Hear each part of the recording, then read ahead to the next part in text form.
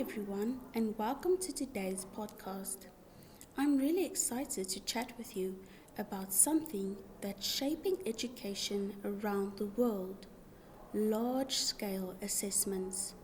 Don't worry, that term might sound intimidating, but we'll unpack what it means, why it matters, and how it connects to us here in South Africa, and even to me as a teacher.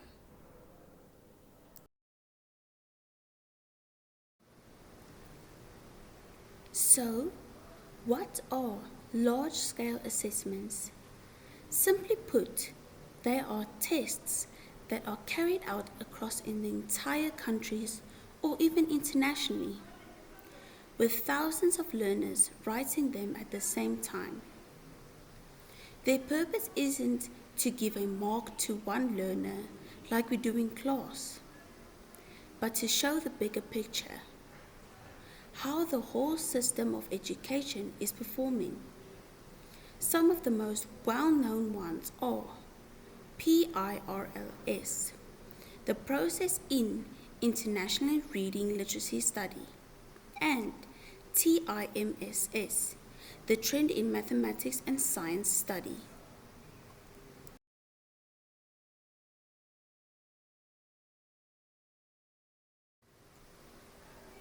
Let's take PRLS as an example. Polls look at how well children around grade 4 can read and understand texts. The idea is to see whether learners are moving from learning to read in the early grades to reading to learn, which is a crucial skill for later success. In the most recent Pearl study, released in 2023, the results were 87% of South Africa grade 4 learners could not read for meaning. That means that they struggle to understand a simple text, and this connects directly to what the World Bank calls learning poverty. In sub-Saharan Africa, the number is as high as 68%. Why is this the case? Well, South Africa has unique challenges. We teach 11 official languages, which complicates things like assessment design and teaching resources. There are also big inequalities between provinces. Some schools have better infrastructure and access to reading materials than others. Add the impact of COVID-19 on top of that, and it is clear why these results look the way they do.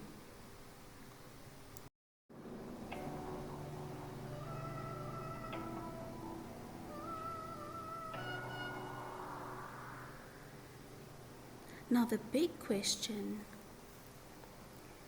are these kinds of assessments valuable in South Africa? I'd say absolutely yes.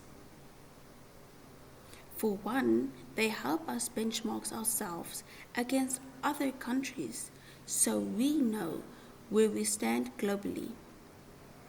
They also shine a spotlight on the gaps with our own system, between boys and girls, between provinces, and between urban and rural schools.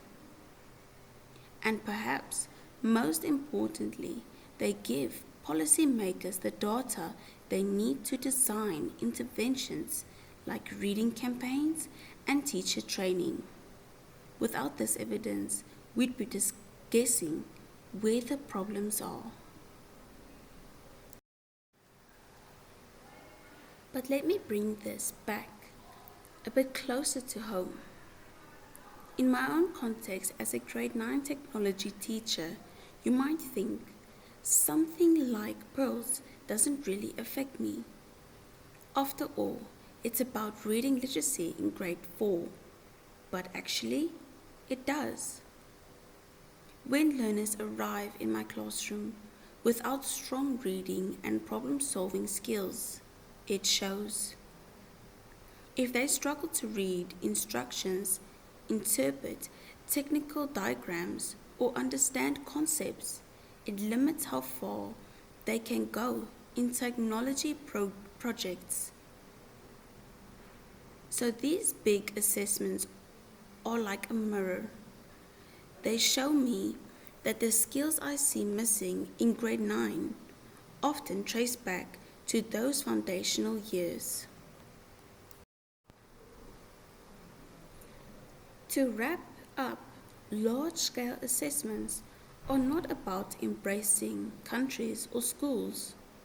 They're about shining a light on where learners are struggling and helping us figure out what to do about it.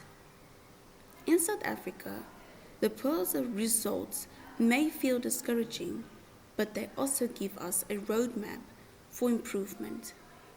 And for me as a teacher, they are a reminder that my subject doesn't exist in isolation. Literacy and numeracy are the building blocks of all learning.